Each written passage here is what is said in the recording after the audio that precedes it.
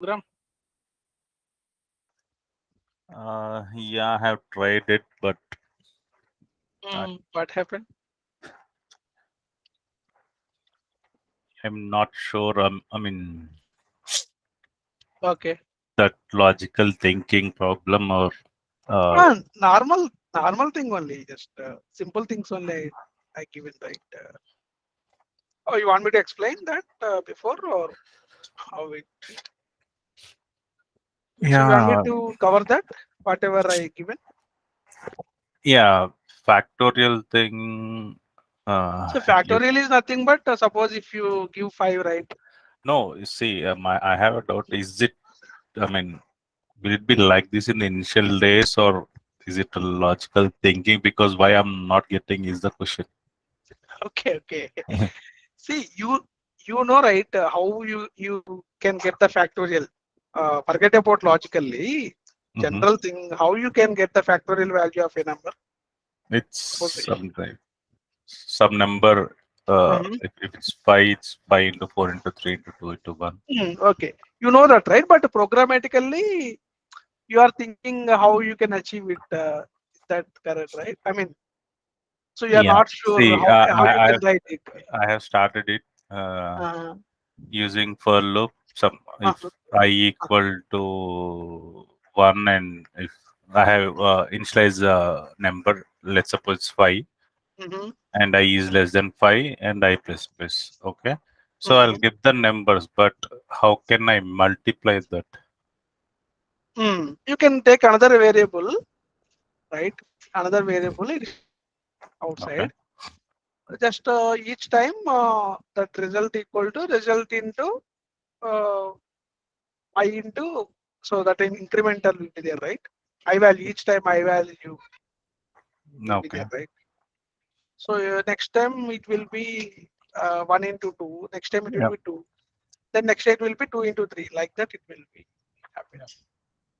Can I show it once, please? Yeah, yeah. Sure, sure. So only factorial you got some problem, you are saying? Yeah, I have. Yeah, rest of them I have not tried it. Okay, okay. I have stuck with factorial thing. Okay, okay. Yeah, let me write that.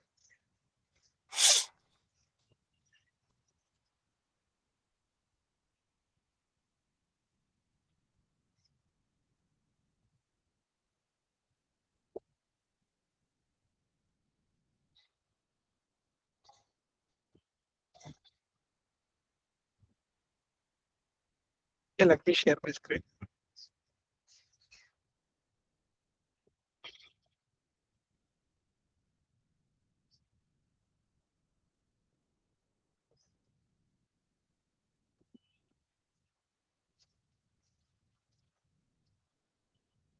I think you got my screen right. Yes.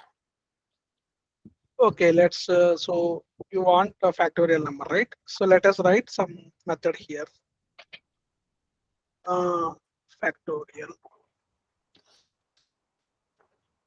And what is our input? We need to give one number, right? Mm-hmm. So that is, we can declare some variable here. So result also integer, right? Int factorial, some equal to 1. Just I am initializing. And for int for while loop we can use, right? While anything for loops, right? For int I equal to 1, I is less than or equal to num I plus plus, Mm-hmm. right? And fact equal to fact into I, right? Uh,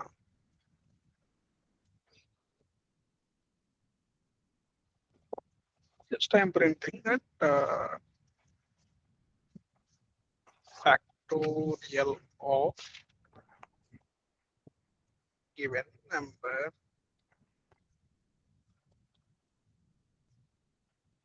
is fact. So my result is stored in the fact, right? So just let me create one more, or else I can directly call that as well. So demo object I have, right? Demo object dot factorial of 5 I want. So in the method, so in that method itself, I am printing that result. Okay. So let us Okay. see.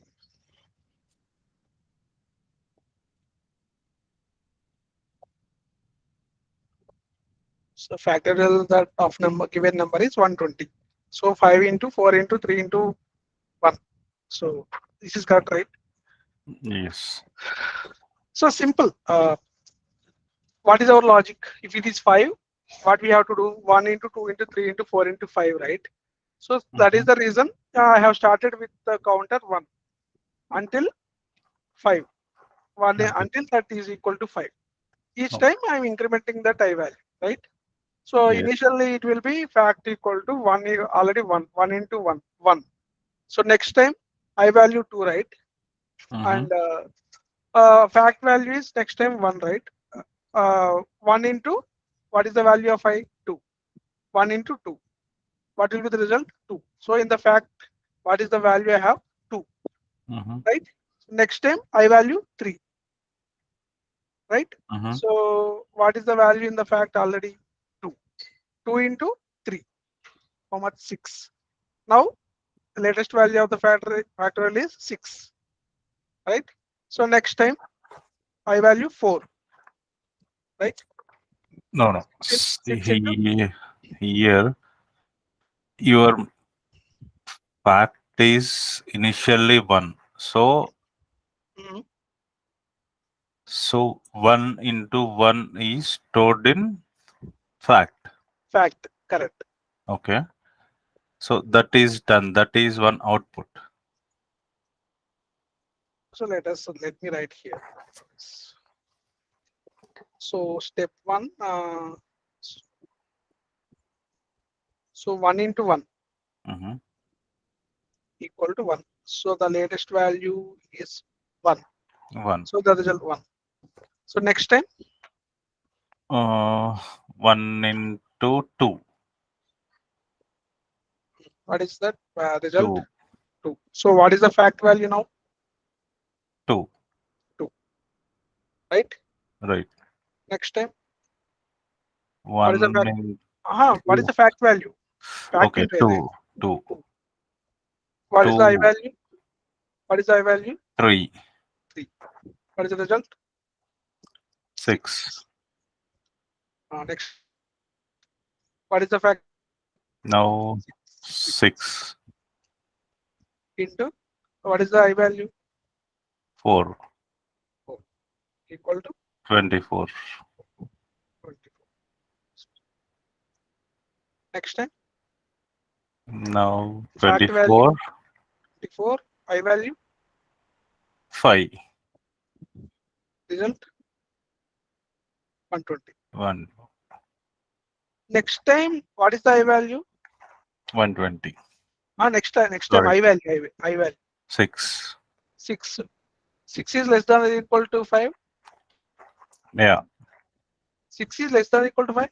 No. So Yeah. it will not That go in. I got it. See. It will For. not go inside. Yeah. Yeah. So For. latest value of the fact is 120. Yeah.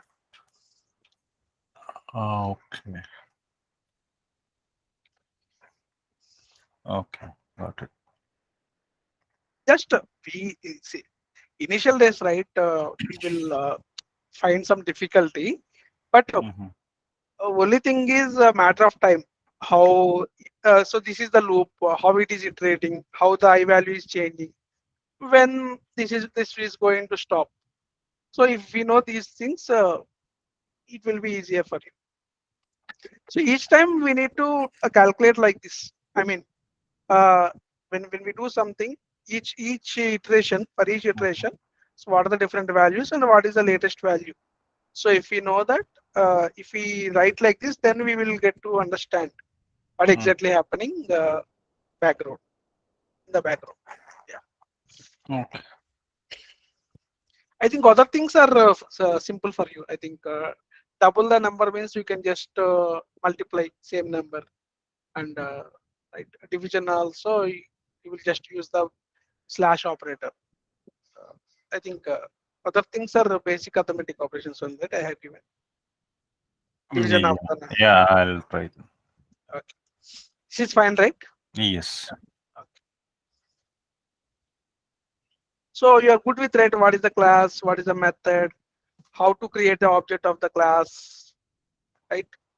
And how Yes. to call the methods with the different parameters, right? Yes. So this is the basic thing. So this is the starting point where See, you are. I had a doubt here. Mhm. First one. See, the method name should be, is it class name mandatory? That is no. The user defined. So if method name is same as class name, No, no. that is called as constructor. Oh, method name is okay. If I provide the method name is different as class name, then that is a user defined method. So if So I not provide so the not method. I'm object. So object this one, name right? should, yes. Object name can be user defined, no issues. But down the line, right? Not the second one. In the first one, you methods dot demo. Line number 52, right? Yes. Yes, yes. Okay, this one only First. you are talking No, about. no. Mm. Methods demo. First one. First text. This is class name. Yeah. Should it be class name always? Yeah, the syntax always here, right? Syntax. What is syntax? Class name. This is common. What is whatever the class name, same class name you have to provide. Object name only user defined. Mm-hmm. And new is the keyword, same thing.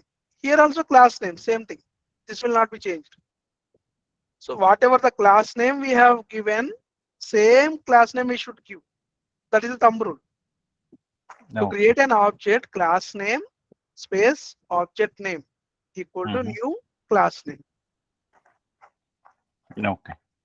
Okay. Always class name will be same. Whatever we have given, whatever the name we have given. Object Mm-hmm. name can be user defined. Yeah. Okay. So based on your understanding, based on your convenience, how you can recognize, so you can have a different name for object. Right. Okay. Okay.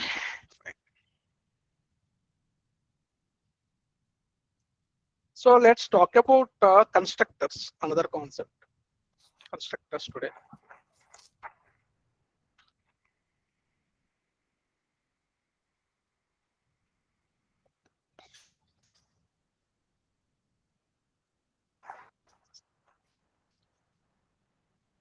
Class.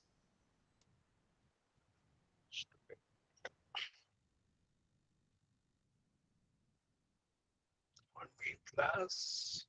Uh, constructors from class. Here comes. See, I just created a student class, new class, right? I so for the student, what will have student ID and student name also will be there, right? So this is the basic thing. What happened?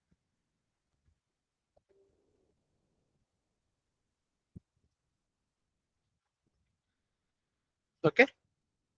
So here I am trying to tell you about the constructor. Constructor is also a method, but the only difference is constructor. If you want to create a constructor, that should be same as class name. Okay. Mm-hmm. I am creating a method with the same name as the class name.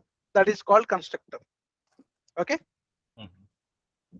Int I comma string.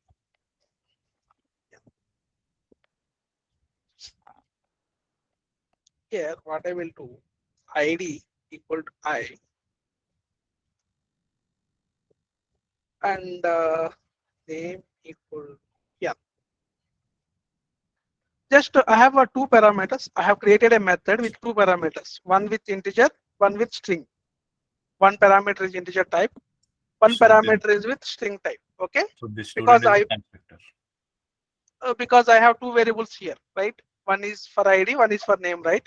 Mm-hmm. So to fill that, to store the values of that, I have read same number of parameters. Okay, so here we talked about creation of object, right? Let us create a object, student object.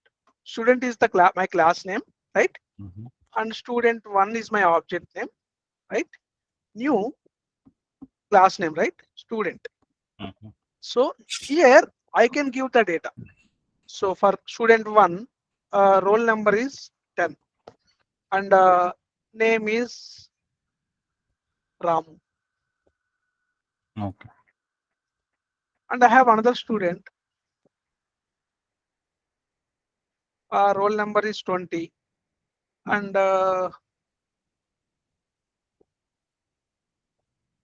name is something like so, whatever.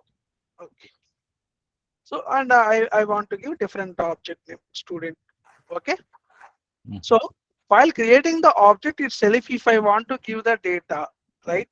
Mm-hmm. So while creating the object itself, if we want to, we can use the constructors. Okay. And I want to create one method, void display or show data, something like so. So what are the two variables here? I have ID, and, some space I want to print, then name. Simple program. Just whatever the values in the ID and name, I just want to print that. Okay. So show data is the method. I want to call that student one dot show data. Student two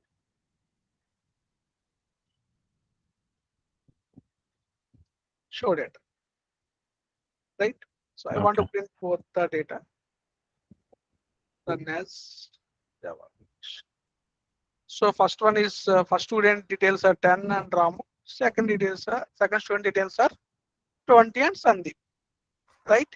So here what we have achieved while creating the object itself, I have assigned the values to the variables of that class. Okay. Okay. So when you create a variables inside a class, those are Mm-hmm. called class variables or class members. Okay. No. So to make it simple, class variables, right? These are Okay. methods. So this is method. This is also method, but same as the name is same as class name. That means that is called as constructor, right? Okay. So this is called constructor student. So when you have the method which have the same name as the class, that is called constructor. Okay. Okay. Yeah. So see what is need of it because in the bottom in the object even I can directly declare int 10 and string Ramu. But you are eliminating some lines of code right here. Even you can do that. See, int ID, something like that. No, String no, I can give directly in this object where in int I in the I student number student one object in uh, the parameters. uh-huh. For 10, I can give int I equal to 10, right? We can't give like that. Yeah, that will not work. Okay. Because if you use int, right, again you are trying to uh, have, it will try to allocate some memory for it, right? Mm-hmm. If you say int I, again some memory you need, right? So why we need to waste the memory unnecessarily, right? Okay. So in this way, we can achieve a constructor. This is called constructor actually. Okay. Suppose, So, what is need of this constructor? yeah. So whenever the object is created, whenever the class object of the class is created, if you want to initialize the data Mm-hmm. to save some memory, to save some performance, right? Okay. The constructor will be useful. So instead of writing, instead of suppose if you don't give here, right? Again, you need to create another method to assign values to that variables. So to avoid that, while creating the object itself, you are initializing the data, right? Suppose in the real-time scenarios, what you can say, suppose database connection, you generally test the database. Sometimes you connect to the database, right? Mm-hmm. Right. So what generally you do for database connection, you will give the host name, you will give the username and password, right? And Yes. uh, you will give the port number. So some five common things you will give, right? So in the Okay. Java, default methods are there. So in the default methods, um, default classes are there where it will accept all these values while establishing the connection to the database. Whatever the required inputs were, if you want 5 input parameters, so while creating the object itself, we can provide the data as a parameters. So that so always you no need to provide, right? So if you connection details, if you can provide one time, you can use anytime you want, right? So for one time things, these kind of constructors will be useful. Data loading one time, whenever you want to load the data one time. At that time, we can use constructors. Okay. Okay. Yeah. And we spoke about overloading, right? Functional method overloading yesterday. Also, we have the constructor overloading also. Suppose I have another parameter called age. Okay. So I can have another constructor with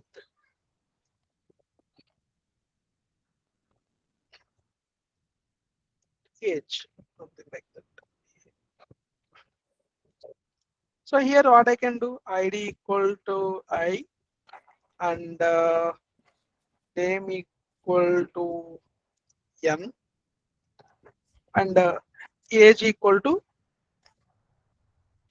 A. So for third object I want for another object, for some objects I want 2 parameters, for some objects I can have 3 parameters also. So I will create another object and for this I can give age also, right? Okay. So in the show data I can append another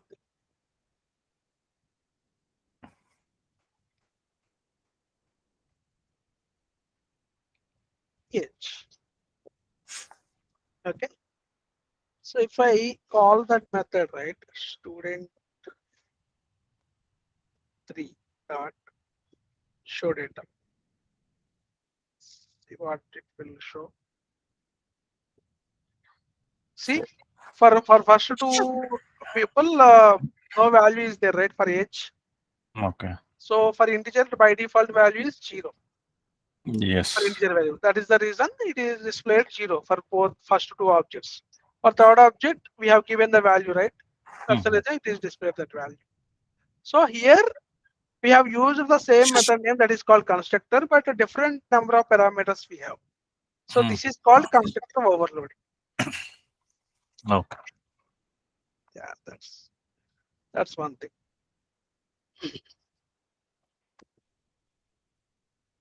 Understood? This one clear up to this? Yes. Yeah. And So uh, constructor should be out of the main method. inside the class actually, see the thing is in the student class. So these are the variables I want. These are the constructors I have. These Mm-hmm. are the methods I have. If I want to run something, I need a main class. Mm-hmm. So So, main is also one method for a class. But if I want to execute something, mm-hmm. see, in the class, everything will be there. For any class, according to that class. No, Suppose, my question is this in string declarations and student constructors and yeah, everything is show outside, data. outside main class, outside. It should be outside the main class. Yeah, right, correct. Okay. Okay, No. and that is about constructors. Clear, right? No confusion, right? The constructors. Yes. Yes. Okay. So I have another thing called static keyword, right? So I want to use that actually. So what is the use of static keyword? So I can have the static method, I can have the static variable also. So when we can use the static variable means if some data is common, right? Suppose for the student college name is common, right? So that variable we can declare as static. Okay. So static string college name. Same string variable I will create. Before that static keyword I will use, right?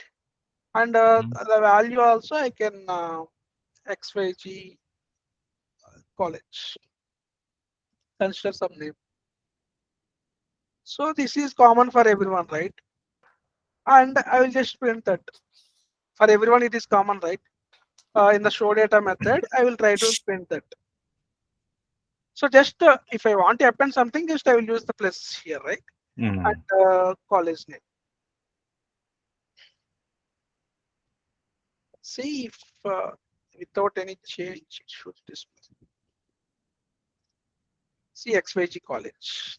Uh, some space I want to display. I have to display.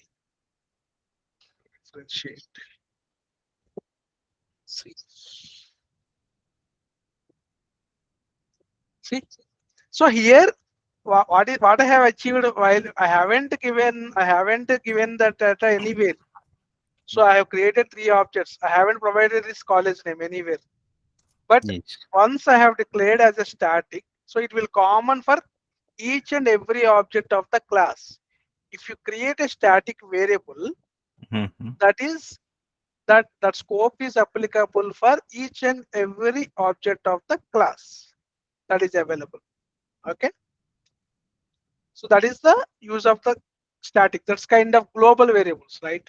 Which is Mhm. common to everything.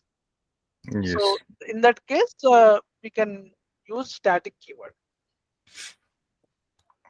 Okay. Okay. Yeah. So this static variable is only applicable for the objects. Uh, So if I have created another method here, okay.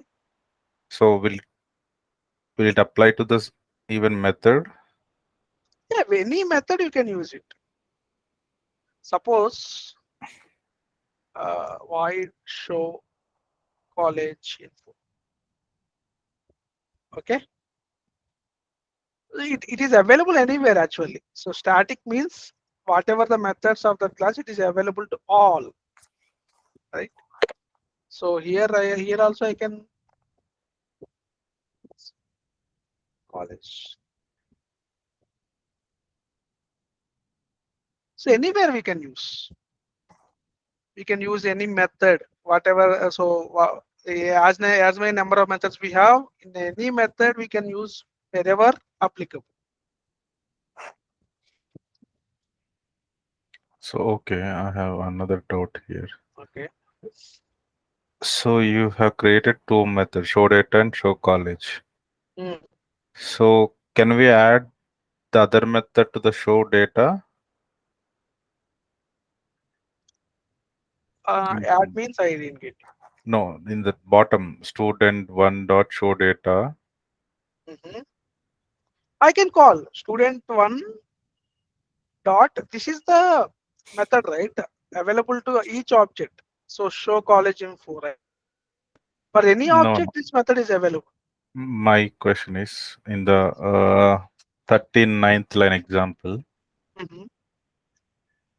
Okay, So we have called show data method. already. Yeah, Yeah. yeah, yeah.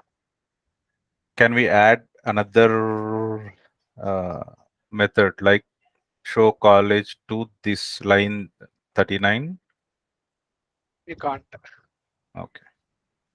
Each method, we need to have different lines to call each method. Okay. Object name dot that method name. Okay. And for static methods, we have another thing, another advantage actually. Suppose if I declare it as a static method, okay. Mhm. Okay. So that one I can act without object. I can call that. See how it works. So these three displayed first, right? Show Hmm. college info displayed that college name. So without so the advantage of the static method is you can call that without using the object name. So without the creation of object also we can call static methods. Okay. And also using the class name directly by using the class name also we can call them student dot show college.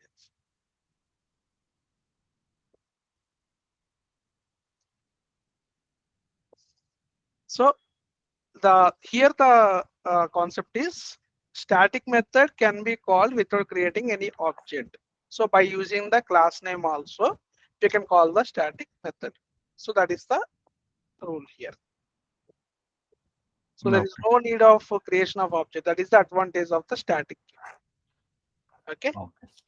For void one, we need to. Void is the return type actually. It's a mandated thing, Okay. right? So for any method, return type we should mention. Okay. If we don't return anything, we should mention void. Okay. So for say example for above void thing, so we need to, if static is not there, we need to have an object. Yeah, correct. We need to create an object definitely to Okay. call this show data method. Yeah, correct. You got the point. Okay.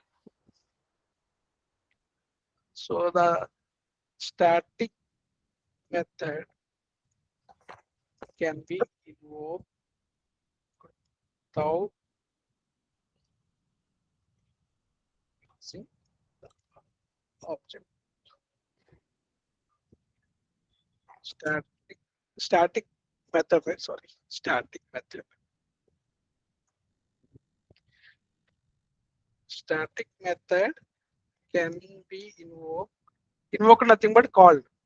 Can be invoked with class name directly. So this is student is the class name right here.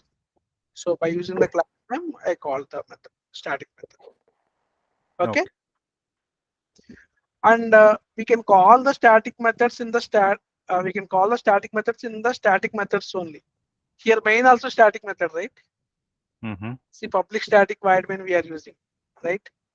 Okay. So here main also static method. That is the reason we are able to call static methods here. Okay. That is also one thing. So simple thing. When you say statics, we will have the static variable, static methods, right? So when we can use static method, static variables. So if you have some common data across we want to use, we can use static variable. So if we don't want to use the object, we can use the static methods. Okay. That is. And, one more example I can give. Static count something. I have just created this static count, some static integer, some count variable. Okay, Okay. and I will have some static method. Uh,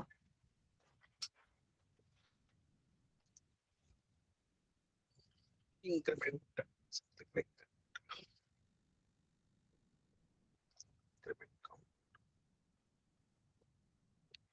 So here what I will let count equal to count plus plus. Okay, let us use why without static first. Let me tell you first. So I will call uh, that method also increment count.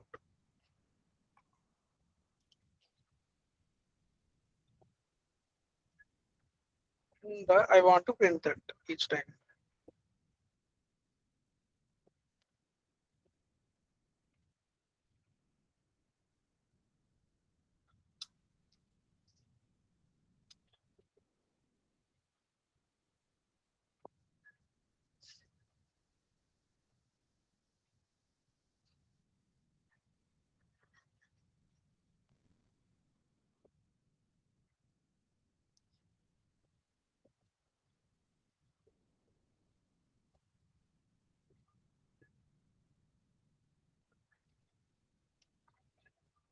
See, because it is displayed 0 because I haven't initialized anything, right? Count that means that count will be 0. So each time it is adding 1, but it should display the incremental value. Like, why it's not showing.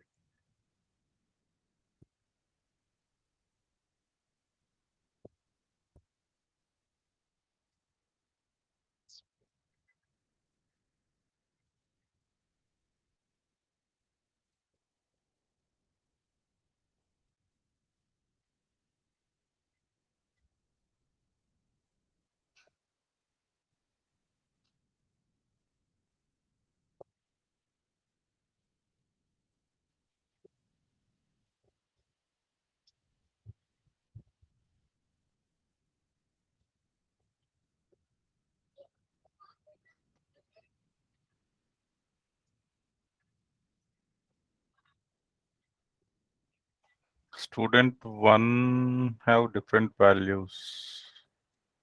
Yeah, Or that's fine. But I want to tell another thing.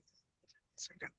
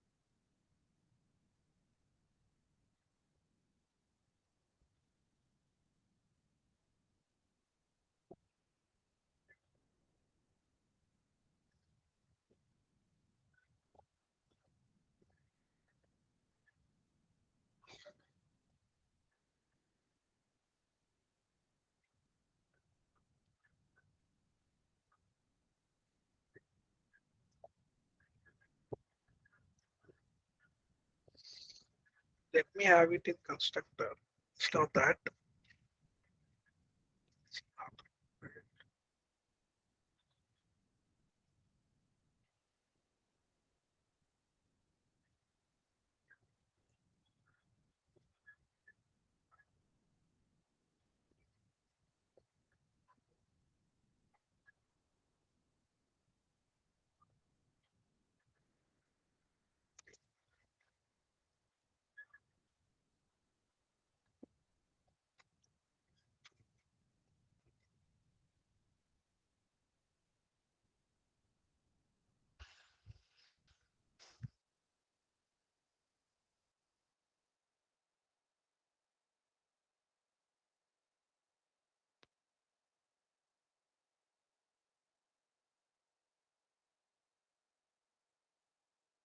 Okay. I think some problem is there. I will tell you tomorrow on that. So the thing is, what I'm trying to do is each time this value should be increment. First time it should be 1, second time it should be 2, third time it should be 3. I want that kind of output actually. So some Okay. problem is there it seems. I will tell you tomorrow. So Yes. other than that, you are good with static variable and static method, right? Yes. Yes. Yeah. Okay, fine. Okay, so to as of now we discussed about what is the constructor and what are the how the constructor name and what is the constructor overloading and how we can pass the values while creating the object and how we can call the static methods, right? So we have Yes. right until this. Okay. So let's move on to next thing.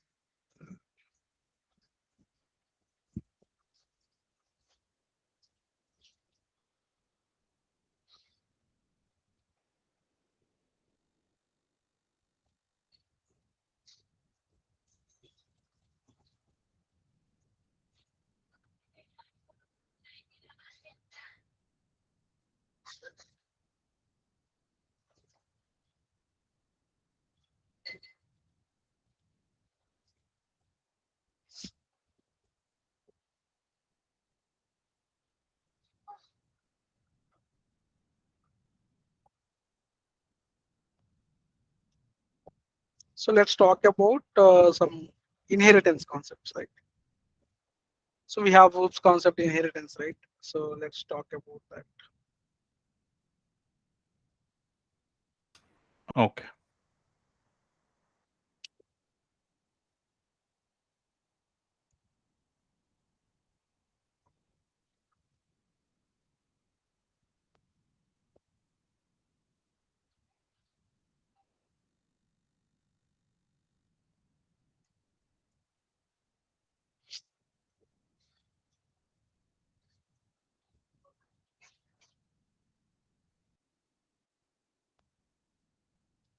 This is my class.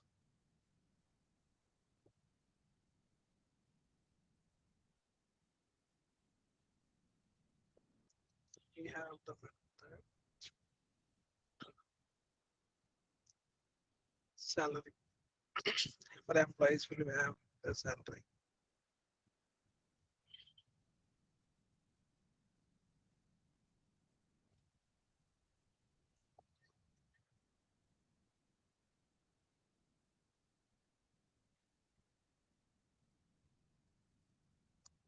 Consider this is one class and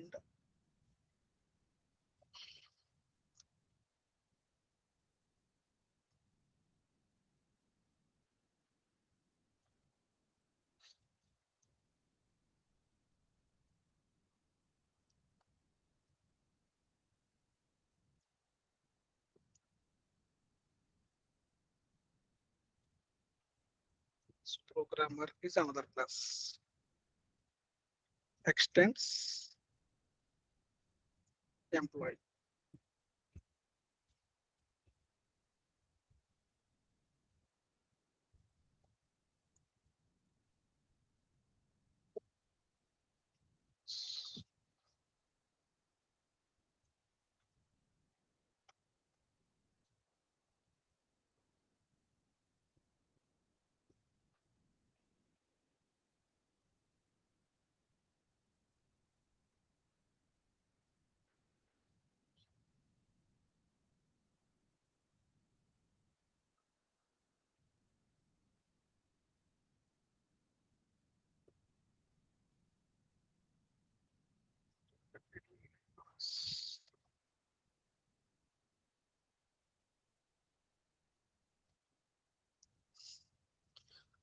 Okay, so let me programmer. So this is the programmer class. I want P1 programmer one object I want to create new programmer.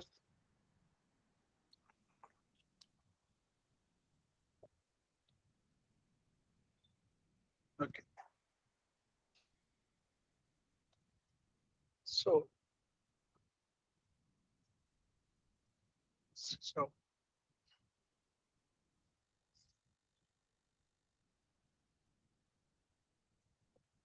salary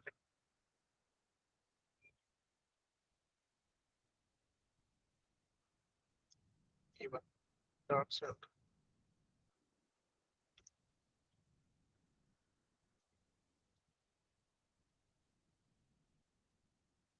bonus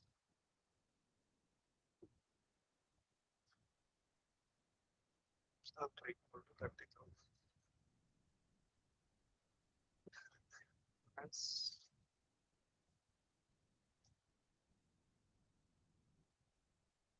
y6.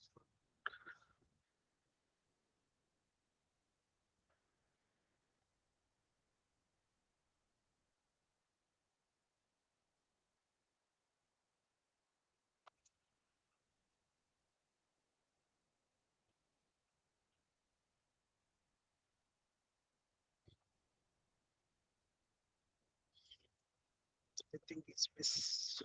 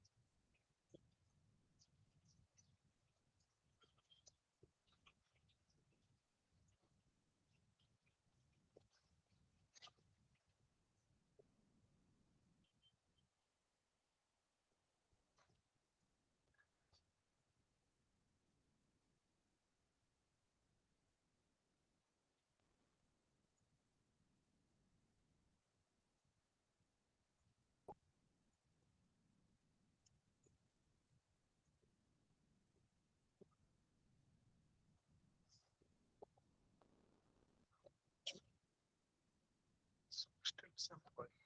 Fine.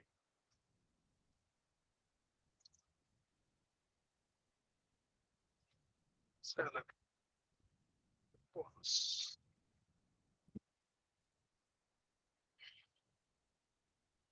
Here I have two classes. So consider that the employee is the super class, base class. And so for any employee, salary is common, right? And name is common.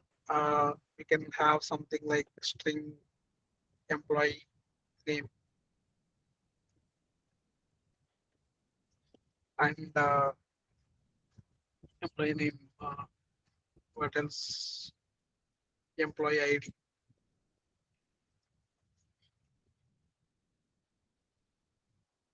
right? These are common. So some XYG employee and some employee ID is 1, 2, 3, 4, 5. Consider that for now. We can have code predictions. So for a programmer, bonus might be varied, right? Yes. So that is the reason bonus I have declared in the programmer class. But I can have common details from the employee class, right? So here I just created object for the programmer class, but I can able to access this bonus one and salary one also. But where is the salary? It's in the base class. So to establish the relationship, I have used the keyword extends. So when I Okay. So to achieve the inheritance, we have to use the extends keyword, right? Okay. So in the same way, for a programmer, this is the one. For finance employee, another class, finance department employee, another class I can create. And So why it is 0 here? Salary so it's declared as 30,000. yeah, it's declared as float, right? Okay. Okay. Data type as float. So that means some decimal value it will be displayed. Okay. So salary can be in lakhs and 2 lakhs or in lakhs also, right? That's the reason I have created the float variable. So so float is nothing but it's a data type where value will be displayed using the decimal points. Okay.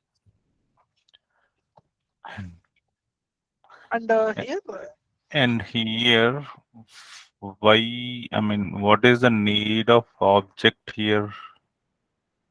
Why you have created it?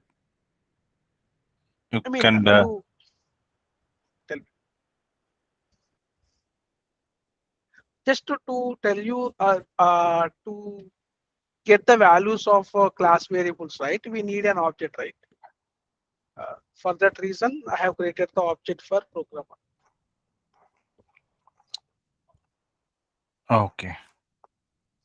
Yeah. So, but what is the thing? I mean, what is the advantage we got here?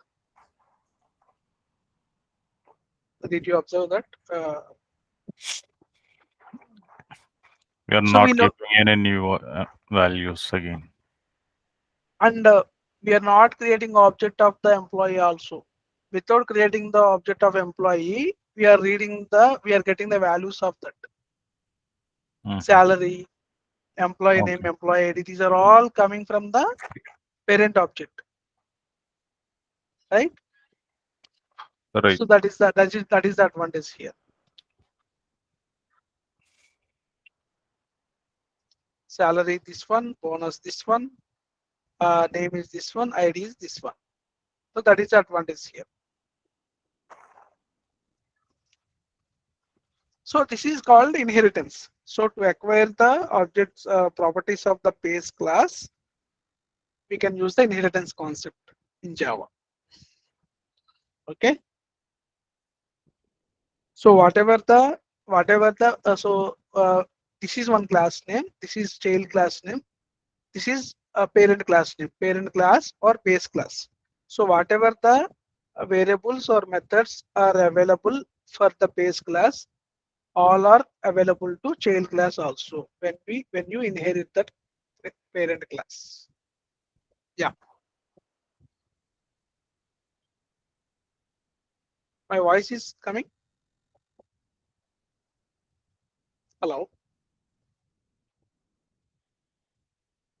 hello, hello. What happened suddenly?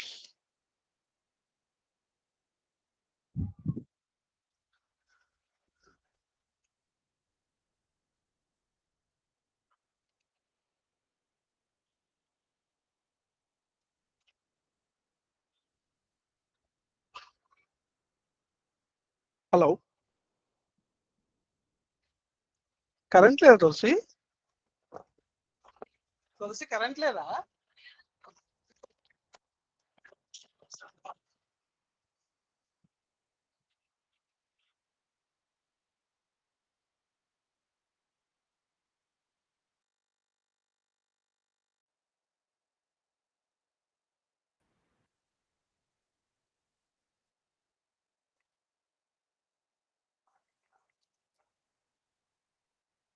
Yeah. Well, hello.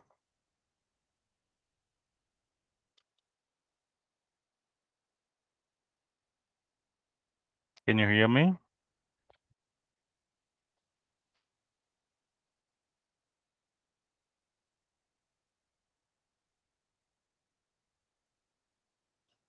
Hi, Bala.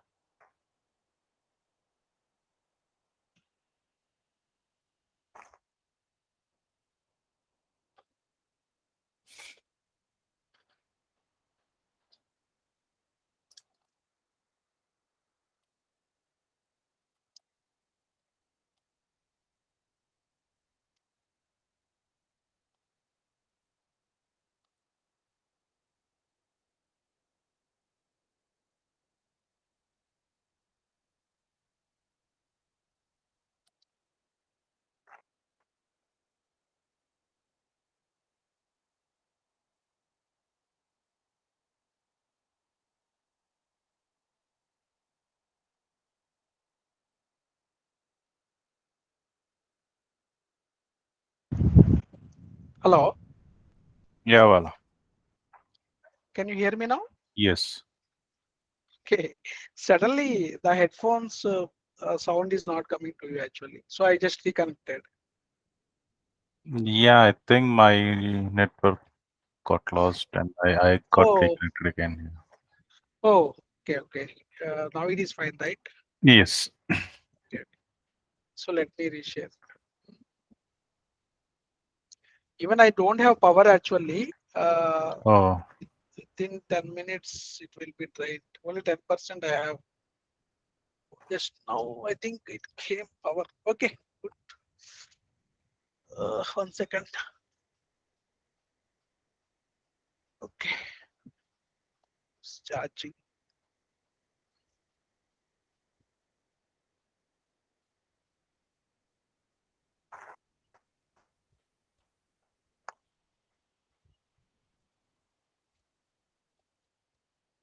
Okay, I got the power. So let's okay. continue.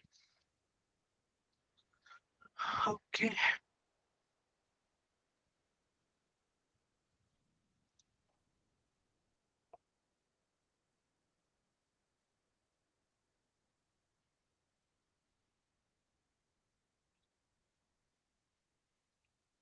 let me share my screen again.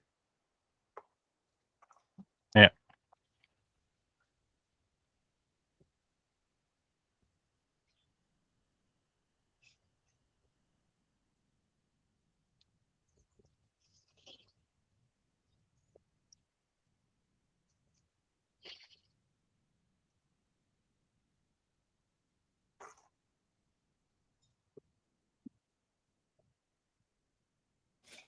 You are able to see. Yes. Okay. So suppose in a similar way, I have another class, some IT.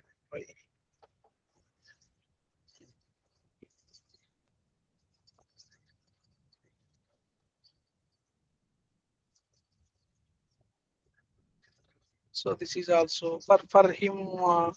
Bonus is something like 5,000.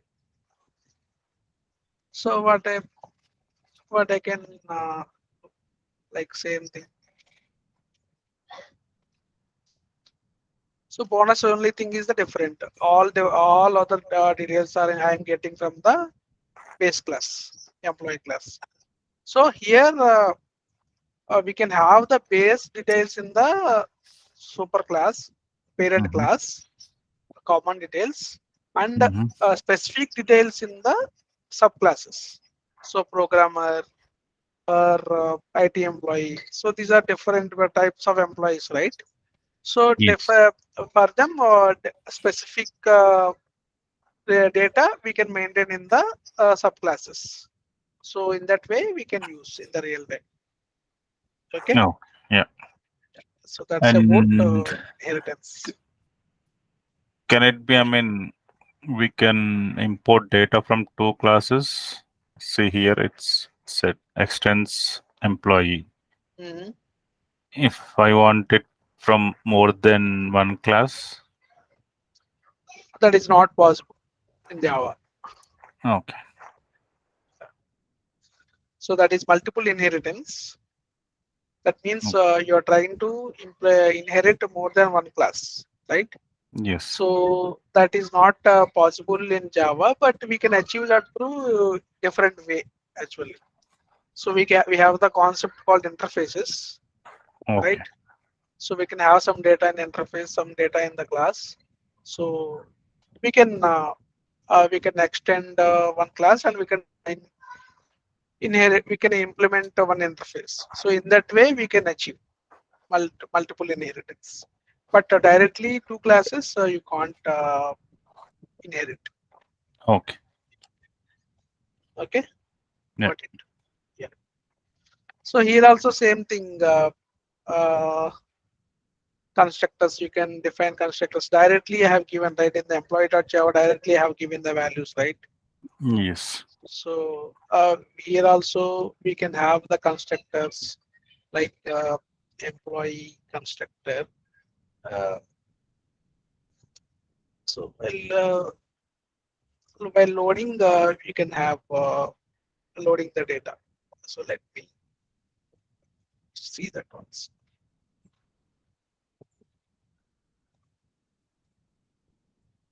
See, these are the different types of inheritances in Java, right? Uh, right now we did class A, class B inherits class A. It's a single inheritance. Multi-level inheritance also there. So class B can inherit extend class A and class C can extend class B. So that kind of thing is there. This is hierarchical. So same class A can be inherited to class B and class C. So this is called hierarchical inheritance. No. So these are three types of inheritance we have in the Java. And you talked about multiple inheritance, right? This one. So class A and class B, both I want in class C. But that is multiple inheritance. So that is not possible, right? No. So here another thing is class A can be inherited in class B and C. So class B and class C inherited class D. This is hybrid inheritance. Mostly we will use single inheritance, hierarchical inheritance, or multi-level inheritance. Mostly these three types of inheritances we will use in real time. Okay. Okay. So we have different things. Animal is the base class. So what is the common thing it has? Any animal can eat, right? So that's the reason eat method they have defined. So dog is the child class, extends animal. So what is the specific thing for dog? It can bark, right?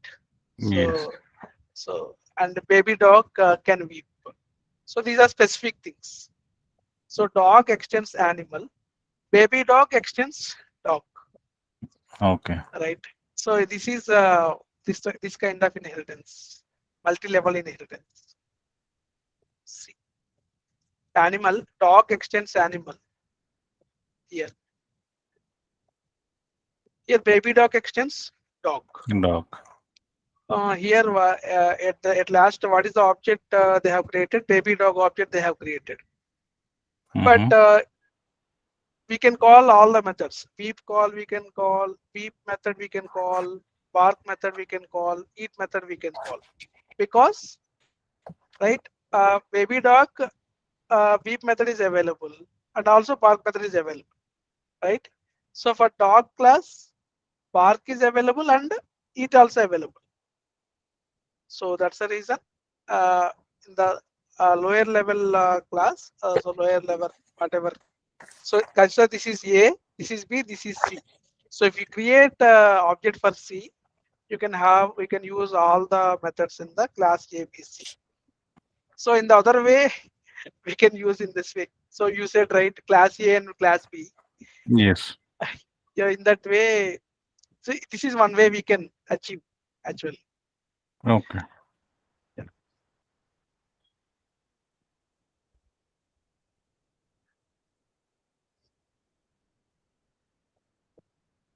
So this is another thing.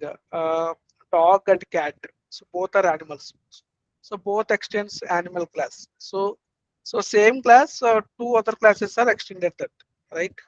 So bark is the special feature of dog. Mew is the special feature of cat, right? Yes. So yeah. Here, if we create a object for the cat, so what are the methods available to me? Mew. And what is the method available in the animal? Eat. So they have called mew and eat, right? So if we try to call the bark, it will throw error because there is no relationship between these two classes, right? Yes. Because it has extended animal only. Okay, so that is how it is. Yeah. So those are different types of inheritances we have, and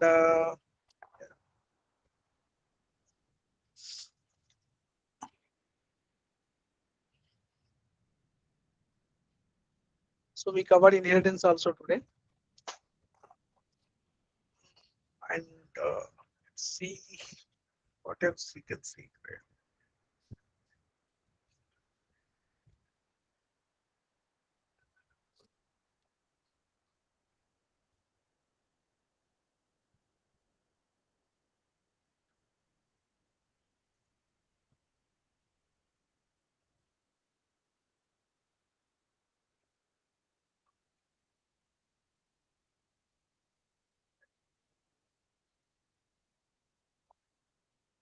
So exception handling is also one of the main concept in Java.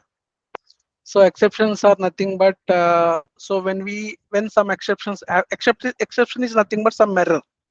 So while executing some program, some error happens. How you will know that that error only happened? So that is called exception. So how to we need to know what kind of code we are writing and what are the possible errors we make it, and how to handle those errors. So that is called exception handling, right? So if you don't handle that exception, if you have so much lines of the code, complex code, Mm-hmm. if you don't handle these kind of exceptions, Mm-hmm. so you will not know what kind of error you got, what is the exact error message it got failed. You don't know all those things. So Yes. only if you handle the exceptions, then only you will specifically know that kind of error came. So that is the use of exception handling. So we Okay. have so many exceptions, so many types of exceptions. Exception is the super class, right? Mm-hmm. Uh, in that, subclasses are there. Subclasses are nothing but so these classes inheriting the base class. IO exception, SQL exception, class not found exception, runtime exception. So IO exception is nothing but input output exception. Suppose uh, when you are working with files, Excel files or Word files or Notepad files, right? So that file should be existed in the particular folder, right? Mm-hmm. So if that particular file is not actually available in that folder in runtime, at that time IO exception will be thrown, right? Okay. So input file is not found. That means it is comes under IO exception category, so like that. And SQL exception, right? SQL exception when it comes when you so you can write some sample queries, let's select queries, right? So Mm-hmm. to get some data, to read some data, right? Suppose you are trying to read some column, but that column is not there. Mm-hmm. So generally, we are directly, if you work directly in the database, you will get some Oracle error, right? Some Ora error, specified column is not found. So in the same way, if you are uh, trying to execute the database query through Java code, when some Mm-hmm. error comes, then SQL exception will occur. So specified column doesn't exist, and that comes under SQL exception category, right? So that is one thing. And arithmetic exception. When arithmetic exception will come in mathematics, right? What we do generally, possible things, we will add or subtract or multiply, whatever it is, right? Yes. So um, 1 by 0, 0 by 1, some rules will be there, right? Yes. When we do some division and all, some rules will be there, right? Yes. Some infinity value, and if you want to divide some infinity value with some common number, you will get some definitely you will not get answers. So that means you will get some errors, right? Yes. Even though real time also, if you do that kind of arithmetic operations, you will get some errors. So in the programmatical way, Mm-hmm. right? So if you are expecting some positive value, but as a result you got some negative value, right? At that time, Yes. it will throw arithmetic exception. So you're expecting a positive value, but the value I got is a negative value, right? Okay. So to tell you that arithmetic exception will be thrown. Okay. Okay. Yeah. Next, index bound of exception. Index bound of exception, when it will come. Suppose I spoke about strings, right? Uh, each character stores based on the indexes, right? Yes. Suppose string length is 10, right? That means Yes. the indexes are 0 to 9, right? So I want to retrieve the character at 11th index. I'm just trying that. Retrieve the character at 11th index, but the string has only 9 characters, but I'm trying to Mm-hmm. retrieve the character at 11th index. Logically, it is not correct, right? That Yes. means index is out of range. Yes. So in that case, index out of bound exceptions will come. Okay. Okay. So those are the different cases. And what else? So we have array index. Also, I talked about string index out of bound exception. So this one only I talk about, right? So I took some string example. If I want Yes. to retrieve the character which is not available, array index out of a bound exception means, right? So we have concept called arrays. So we didn't talk about it as of now, but Mm-hmm. arrays are nothing but storing the similar kind of value. Suppose integer, I have integer variable. I want to store 10 values in one set. So the set of values is called as array. Okay. The Okay. set of values is called as an array, right? So in that set, number of values will be stored, and I can declare any array with a fixed size. So array of size, when I declare array of size 10, integer array of size 10, that means it is allow me to store 10 values in that array, right? Suppose if I want to store 11th value in that array, that means I am reaching out of the index, right? So, but the array size is 10. So the capacity of the array is 10, but I am trying to insert the 11th value into that array. So logically it is not possible, right? So at that time, array index out of bound exception will come, right? So Yeah. let me show you that in programmatic way, right? So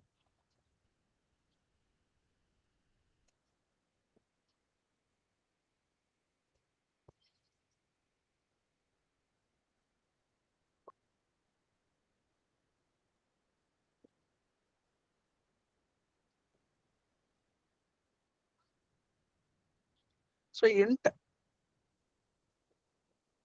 I can declare as 3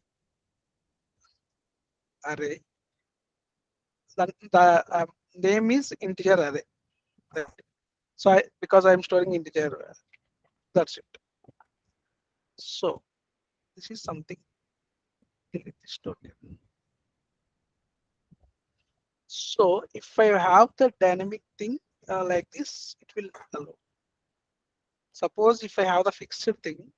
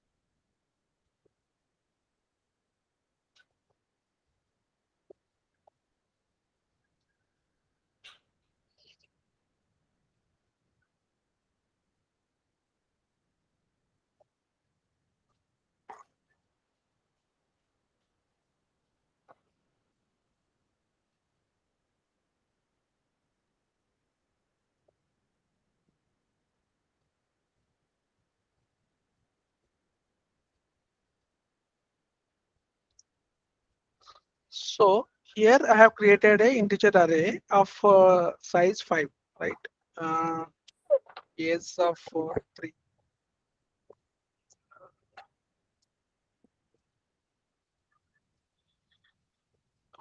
10. Yes So of is this the object in yes, yes. age equal to new int 5? Yeah, correct. So I am trying to create integer array object. So integer is the data type, right? Mm-hmm. So I want to create an array. So if I want to create an array, I have to use the square bracket like this. So if I want to mention the fixed size, I have to mention the fixed size here, right? But You told that class name should be included in the object arrays demo. No, not required. So this is class name. Mm-hmm. So just to, I am talking about arrays concept here, right? Mm-hmm. So I created arrays demo, but Okay. here class name is not mandatory here, right? Because I haven't created any variables in the class, right? Suppose if I create something here, Mm-hmm. so if I have to access them, then I can create. I should create the object, but Our class with the class name. yeah, with the class name. But directly, I am trying to write the logic in the main class itself to tell you about arrays.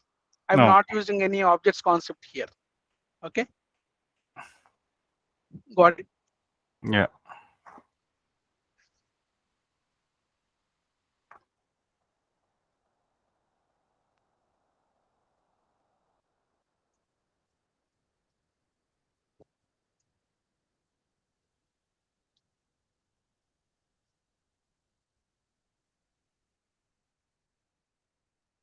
See what is the exception I got? Array index out of bounds exception. Mm. Index 5 out of bounds for length 5. See, this is the exception I got. Okay. Okay. Why? Because my array size is fixed, right? 5. That means it can store 5 values of type integer. It can store 5 integer values. Okay. Okay. So I can store the 5 values. That means 0 to 4. Index starts from 0, right? So edge of 0, edge of 1, 2, 3, 4.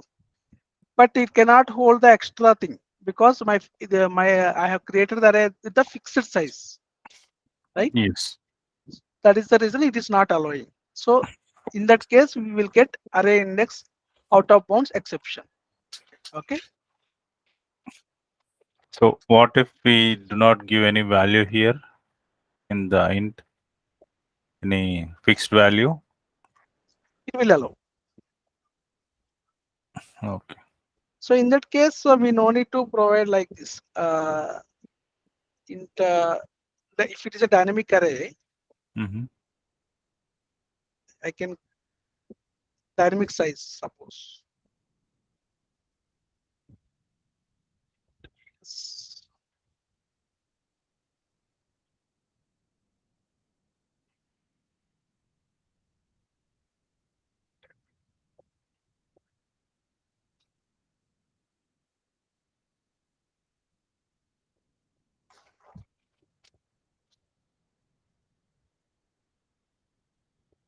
Just initialization. That's it. So now let us try. So here also it is not allowing because index 0 it is saying index 0 out of length. It's something, some problem is there.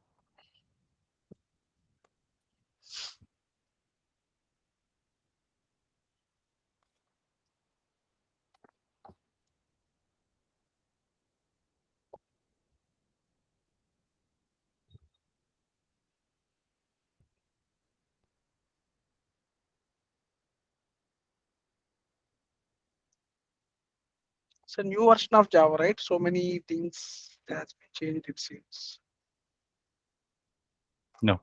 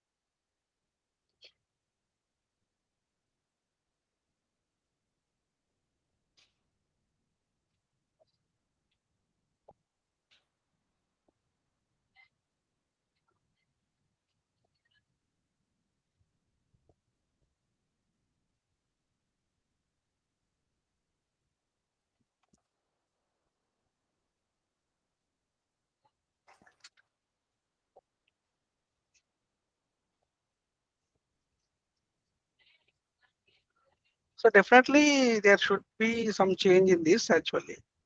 I will let you know tomorrow on this Okay. for the interest of time. Okay. Okay. So basically we can create like this. My main aim is to tell you about these kind of exceptions we make it. So when you use arrays, if you don't know if those are fixed length arrays, so if you try to insert extra value, then this kind of exception will occur. So that is my intention to show Okay. that. Yeah.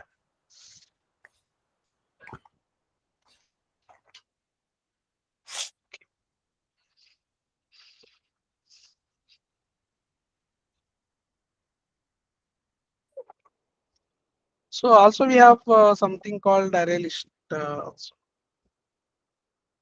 array list.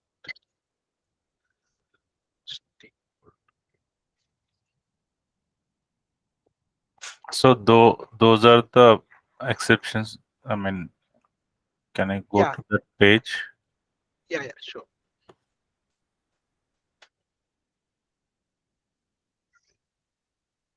Yeah, we'll go.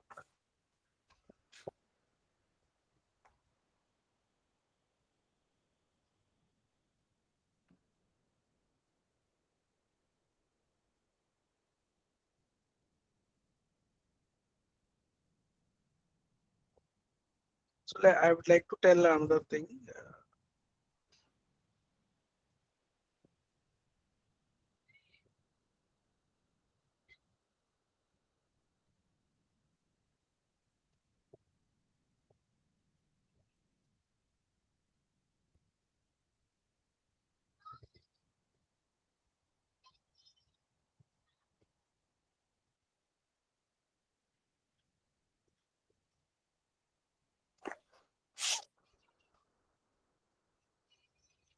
So if this is a new concept, we can Yeah, start yeah. tomorrow.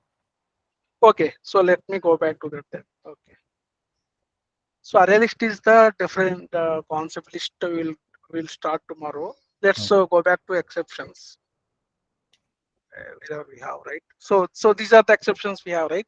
So only So these are the exceptions we have. yeah, common. These are the common exceptions we have, right? Okay. So we have checked exceptions, unchecked exceptions also, right? Checked exceptions are nothing but where we can handle where that can be checked in the compile time, right? So while you try to run the program will be compiled. So compilation is nothing but everything is correct or not. Mm-hmm. So with the possible values, what are the logic you wrote? Mm-hmm. If it doesn't have any exceptions, that's fine. But if it tends to create uh, throw any exceptions, those are called so that the exceptions which we already discussed today, those are all checked exceptions, right? So those are all the exceptions that we know general. Unchecked exceptions are nothing but runtime exceptions, unexpected exceptions, right? So we Okay. have see the error is considered as checked exception. However, according to the Oracle, three types of exceptions, right? The classes that directly inherit throwable class except runtime exceptions are example IO exception, SQL exception. So I already spoke about this IO exception, SQL exception, right? So these are Yes. called checked exceptions. So which are checked at the compile time. That means when you save something, when you save some class, Mm-hmm. automatically compilation will happen. At that time itself, it will throw the error. So it will tell Okay. you if this kind of exception may occur. So Okay. unchecked exceptions are nothing but runtime exceptions, right? For example, arithmetic exception, null point exception, array index out of bound exception. So these Uh, are all we don't know. While writing the code, we don't know. We may not know. But based on the values you have given runtime, you may see these kind of exceptions. So those are called unchecked exceptions, right? okay. Uh, And another things are like out of memory error, virtual machine error. These are all very rare case of errors. Out of No. memory in the sense it is a system level issue, right? So that kind of error comes under this category, out of memory error and virtual machine error, right? No. So in the exceptions, how we have a different. So these are the main keywords we will use: try, catch, finally, throw, and throws. Right. Mm-hmm. So try. So let me explain all these with some sample program, right? Uh, so that you will get to understand. Okay. See here what they have written 100 by 0. Okay. Is that possible? No. Will that happen? It will not happen, right? So that is the reason. What is the possible exception? Arithmetic exception, right? Mm-hmm. And I am handling that exception here. See, so this code may raise the exception. So this line of code, right? That may raise the exception. That is the reason I have covered that in the try block. Try is my keyword and curly braces open, curly braces close. So this is my try block. So whatever the code that I think that may raise the exception, that block of code I will cover with the try block. And in the catch block, what I will write? So what is the possible exception? So I'm talking about that some exception may rise. That what is that possible exception? That is arithmetic exception. So Mm-hmm. arithmetic exception is the class which is already available, Mm-hmm. and then it will come to this particular block, right? Then I'm showing some message system.out.println e. So that error message I'm just printing. So to let the user know that this kind of exception happened. So generally when exception comes, program will stop. That simply that exception it will throw and it will not tell us anything, right? So to tell some message to the user, we can use that system.out.println e, right? So What that is is the? so e is the object. Arithmetic exception is the class. E is Mm-hmm. the object, right? So in the arithmetic exception class, we have the some methods: get message, get error code, get error message. These kind of methods are there already. Mm-hmm. So those things we can print actually. See, exception in thread main java.lang.arithmetic exception divided by 0. So this message, why it is displayed? Because I have printed here. So this e object contains the message which is the result of which is the reason for that exception, right? Mm-hmm. So this is the explanation of that the thing 50 by 0 arithmetic exception. When the arithmetic exception occurs, when the null point exception occurs, right? Mm-hmm. So I have created a string variable. Mm-hmm. String variable with the value null. Null means nothing, doesn't have anything, any value. So in the Java, the value null means that is doesn't have any data, some blank value we are throwing. So, Yes. but here they are trying to print out that variable dot length, right? Yes. So if in order to find out the length, you should have the proper string, right? Proper value in that. But nothing is there. That means how we know that Java will throw some exception, Mm-hmm. nothing but null pointer exception. Got it? Yes. So this integer dot parseInt I will discuss. This is some extra concept as well. This is typecasting is happening actually. Here, what I am doing, I have created a string variable, right, with ABC. So I want to convert that into integer variable. Suppose I am trying to convert one string to integer. Is that possible? No. That is possible. But when if the value is integer, suppose here 123 is there. Mm-hmm. Consider that. In that case, I can convert that string to integer, right? Because the value is numerical value. So in that case I can convert. But here, what is the value? Some ABC value is there, non-numeric value is there. So that is the reason I cannot convert. That means that is not a proper number. So that is the reason I got number format exception. Okay. Right. So those are the things. Let me same thing. Let me tell you here.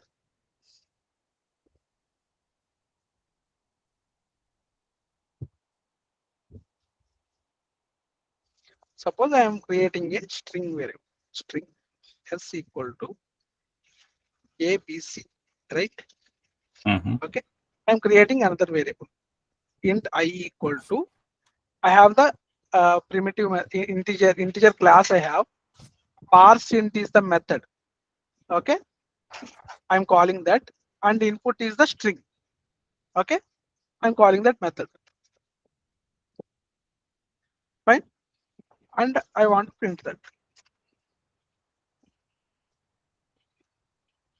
I. Okay. Let me run this. Number format exception I got. See, Yes. for input string ABC. Suppose I have given 1, 2, 3 here. Now, if I run this, it will be converted because it is a numeric one, right? That So is the reason it is allowed. this method will convert string to integer. Right. So Integer dot this parse int. integer dot parse int. Okay. Okay. So this is the actually this is the class. This is the class. Parse int is the method inside of that class. So based on the class, with the class name I am calling this means this is the static method. In the integer class, this is the static method. That is the reason I am able to call using the class name. Okay. Okay. So this is a built-in methods. These are all built-in methods. Parse int is the built-in method. Integer also built-in class. Okay. And divide by 0 also we have, right? We can try that. Try catch blocks we discussed it, right? So I'm just trying to do that. Simple try catch block. Try is my keyword. Curly brace open, enter. Okay. I will create one variable.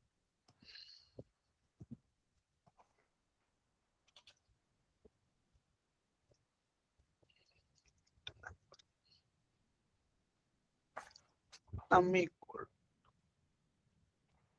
to 100.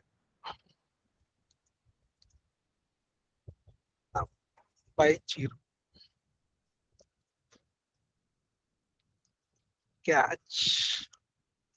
So what is the arithmetic exception I may get, right?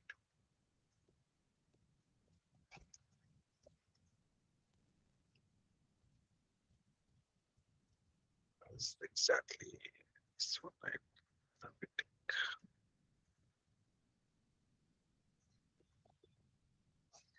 Curly brace open class. Sys out.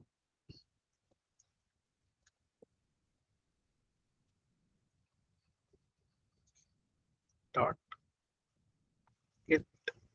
We have different different methods available in that arithmetic exception class, right? E is the object of that, and the get message I want to call. Okay. Let's see what the message I will get. So this is by 0, divided by 0. So because of that, it has failed,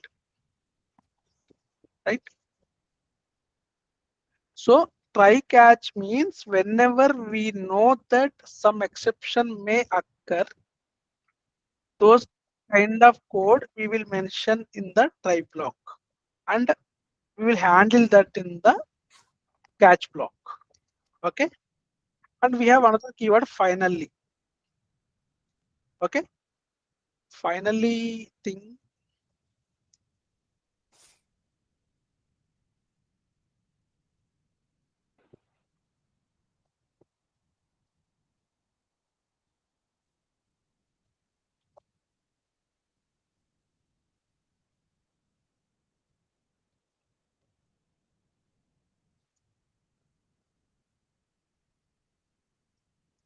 So why we will use this finally keyword? Because whenever some exception occur or some exception doesn't occur, if we want to run some piece of code, we will mention that in the finally block.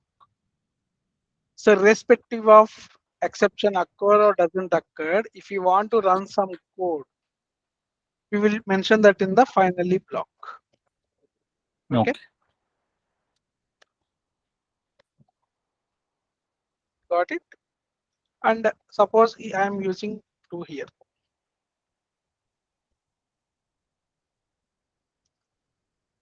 See, it didn't got the exception this time, right? But finally block code was executed. So that is the use of the finally block, right? Okay. So that is about exception handling. We have discussed about different kinds of exception, right? Already I discussed about array index out of bound exception here also, right? Yes. Yeah.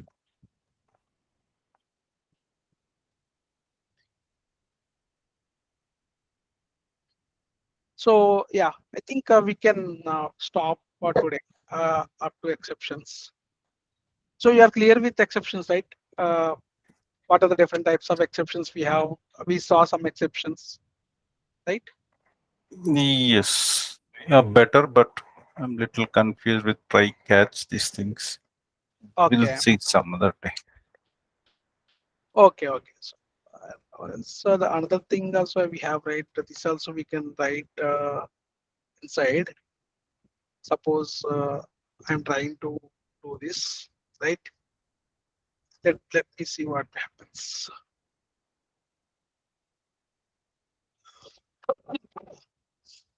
See, index 5 out of bounds exception, array index out of bound exception happened, right?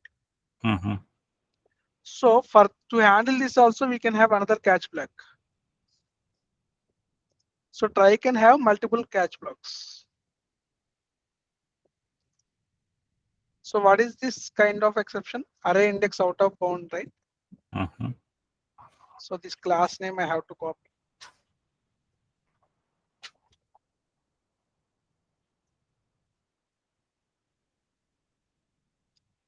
And e.get message is common. Get message method is available for every class, exception class. So this time, this is the message I have, right? This message I'm expected to display. Okay.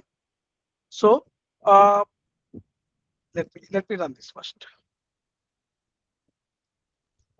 See, what is my first thing? 1, 2, 3 came from what? 1, 2, 3 came from here. So this is code for that. That's so. Okay. So what is my thing? So this is my code actually. First, what I'm doing, num by 2. There is no exception. This will run. So here, but some exception came. And what kind of exception came? Array index out of bound exception. So it came here, and it printed the message of that. Suppose, and finally black code also executed, right? Suppose here itself, consider that here itself, a num by 0 I'm doing, right? Mm-hmm. Let's see what will happen. See, divided by 0. That is the exception. And finally black code. It did not went here because this is not relevant. So it will go to relevant exception. That's it. Then finally block. Default it will execute, right? Okay. So in this way, whatever the possible exceptions that may come with our code, we can handle using try catch blocks. Okay. Got it? Yeah. Okay. Fine. Let's wrap up for today. Then. Yeah, sure. Thanks. So you have, unless you have anything. See, so today it feels more for you, or how it Yeah, is? it's okay. Yeah. Not a Because problem. we missed yesterday, right? That is the reason I wanted to cover more Yes, today. yes. Yeah. I can understand. No issues. Okay. Yeah. Okay. Fine. Fine. Yeah. Yeah. Let's catch Thanks. up Yeah. tomorrow. Bye. Sure. Yeah. Thanks, Mala.